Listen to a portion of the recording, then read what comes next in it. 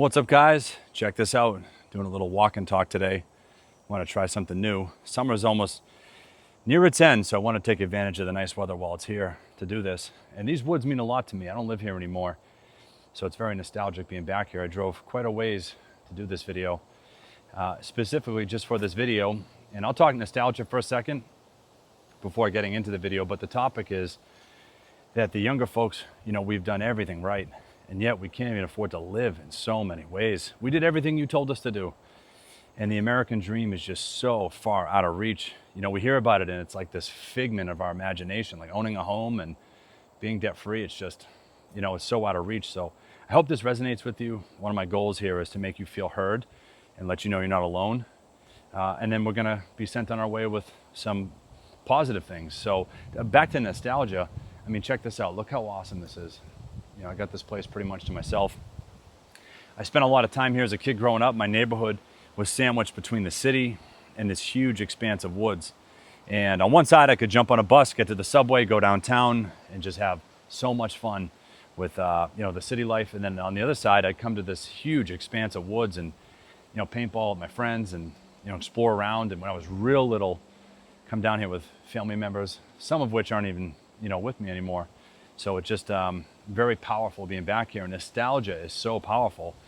And I was thinking about it. Nostalgia is so powerful for the Millennials and Gen Z, the younger folks, and why?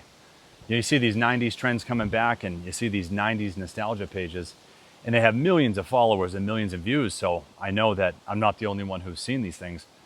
And I heard the AOL dial-up the other day, and it warped me back in time to when I was a kid.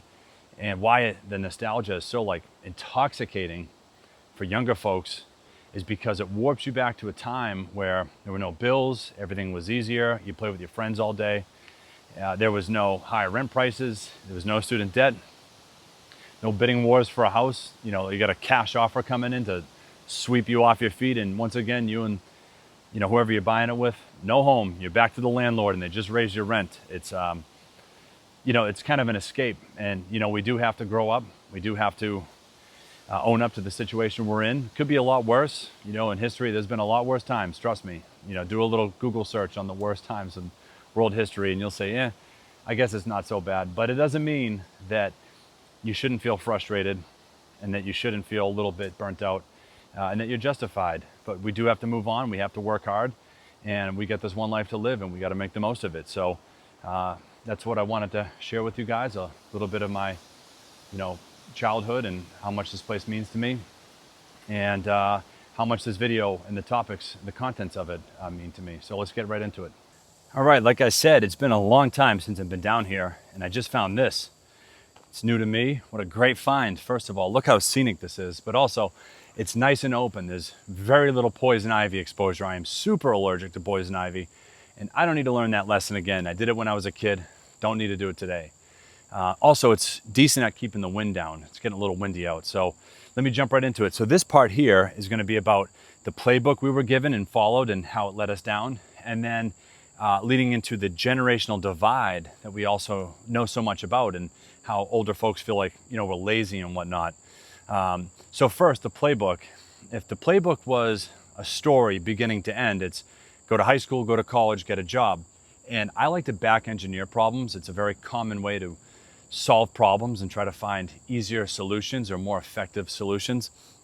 And that end goal and that, the last part of the playbook is getting what's called a good job. And people in your family, they, kind of led you this way and gave you their playbook and what worked for them. They want you to get a good job. They want you to have a good life, and they want you to be comfortable.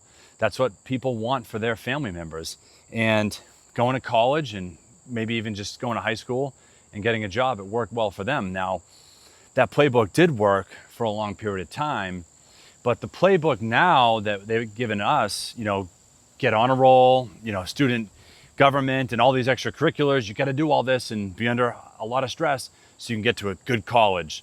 And you got to go to a good college so you can get that good job. You got to do it. And what was different for us was the cost of going to school became so expensive in the mid 2000s, early 2000s, and it's even crazier today. But then this whole thing of unaffordability. You can't afford to go to school, and you can take out student loans though. How about that? And people around you and parents and uncles and whatnot, at all costs, they wanted you to, all they knew was that end goal, that good job. So they said, screw it, you'll get that job, it'll be worthwhile, and you'll pay off all your debt. And a lot of us who went to college, we went through the dot-com bubble and then the great financial crisis of 2008. That lasted a long time, and then the COVID crash. And now we got AI taking jobs. I mean, these old playbooks that worked for so long, I mean, they are so antiquated, and they don't even remotely come close to working for so many people, especially with how fast technology and the economy in the world is moving. So I think that they were trying to help most people in that older generation. I think they wanted just to see you succeed, and they're a little bit biased to what worked for them. But then they get frustrated when they can't do the calculus of, well, it worked for me, why can't it work for them? And many of them don't even understand how, the economy works and financial systems and, the devaluation of our currency and gold prices and the stock market and all that stuff. They don't even know what caused a lot of these crashes, right? So they don't have the ability to even see why their playbook is flawed, and that leads to frustration on their end. And then you're here living it, and you're swamped with debt, and every month the student loans go out, and you got to face the landlord, and rent's up. So you're frustrated, and then it becomes this clash, this generational divide. And that's when you hear the condescension of, you guys are lazy, and well, back in my day. And listen, back in your day, the interest rates, when a lot of the baby boomers and whatnot, they hit their prime working years in the 80s, and interest rates were at their highest rate. Their record high interest rate was in 1980, I believe, and interest rates fell for 40 years straight. And when interest rates go down, asset prices go up. So anytime they bought stocks or houses or other assets, right, they just went up in value over time. And a lot of them don't understand economics and whatnot. They didn't even know why. They just felt rich. They have this wealth effect. And they were just dealt, we were dealt a bad hand, right? They've been dealt face cards, double aces, right, for a long period of time. And we're getting 7-2 off suit. And why can't you win a game of poker? It's very frustrating. So I wanted to address that generational divide, and that a lot of people are trying to give you advice that they're just trying to help. They're biased to what works for them. But at times you're going to have to stand your ground and let them know times have changed. And that's the truth of the matter. And once again, if you're feeling like Uncle Frank has always got something to say at Thanksgiving, he doesn't even know how he got rich, right? He bought a house for $50,000, and now it's worth $1 million, and he's done nothing to it. And he's selling it. Now he's mad that someone would even come in at asking price. You see these memes, right? So just know you're not alone, and that we've been dealt a bad hand, and we're going to get through it. So now it's going to segue into the next part. So for this last part of the video, I just want to touch upon a few more things before ending off with some positive things to consider. Now, one of my number one goals for this video and what I've been thinking about is I want you, the viewer at home, not to feel alone. I want you to feel heard. And I want you to feel justified with feeling frustrated and a little bit disappointed with the way things have turned out for us financially.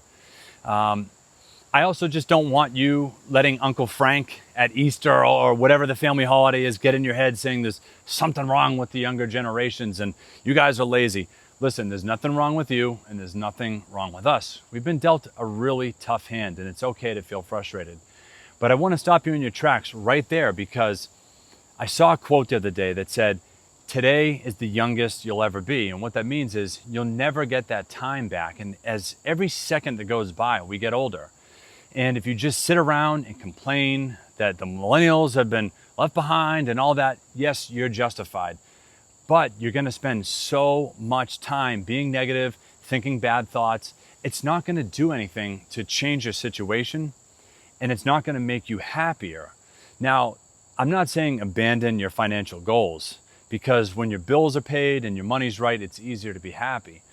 But I also feel that our generations, the younger folks, right, we've been subjected to a lot of artificial happiness on social media, and we see these people in Lamborghinis and fancy houses and these gurus, they've got it all figured out. And, we're all sitting there like they got millions of views and, what is wrong with me? There's nothing wrong with you. A lot of that's engineered, right? They rent those Lamborghinis and they pay to go visit those houses and places where they, film things. And it's kind of clickbaity. So don't put that on a pedestal as your goal, or your field goal rather, of where you should be. You should set your goals around happiness. And because whether you have 10 million in the bank or $1 in the bank, at the end of this life, we can't take it with us. But what's going to matter the most is if we've had fun and we've been happy along the way, spending time with those we love and trying new things that make us excited. So I just want to send you on your way with that. The last thing is consider doing a side hustle. Every single one of you guys out there, or girls out there, you have a unique set of skills that no one else has. Some of you are really good at drumming. Some of you are very artistic and crafty. Some of you might be really good at video games. And if you're a good drummer or a musician, you can make beats and tunes and you could sell them online. And if you're really good with crafty things, you could sell something on Etsy. And if you're really good at video games, you could put content on Twitch. I mean, people make money doing those things. And if it's within your wheelhouse and your skill set, it's going to make you really happy to do it. And it'll bring you a lot of happiness in your life. And I hear some of these incredible stories where people's side hustles that they love, and it's their identity, and it's right. Everyone knew that they were going to sell things online forever, that, they're very crafty and she was going to make it. And, I just always knew her as the best artist. You hear these stories and then they leave their 9 to 5, they make this their business, and now they're the boss. So I'm not saying quit your 9 to 5 today and, start something that with zero customers and experience, but side hustles do make you happy. And trust me, I want to encourage you. You at home right now have a special set of skills and you should give it a shot. And that's it. I really appreciate you guys being here, spending some time with me in a place that means so much to me. And I hope you've enjoyed it. And if you have and you found value, hit that like button. And please consider subscribing for more videos like this. And if you got any other topics to cover, drop a comment below. I'll see you next time. Thank you.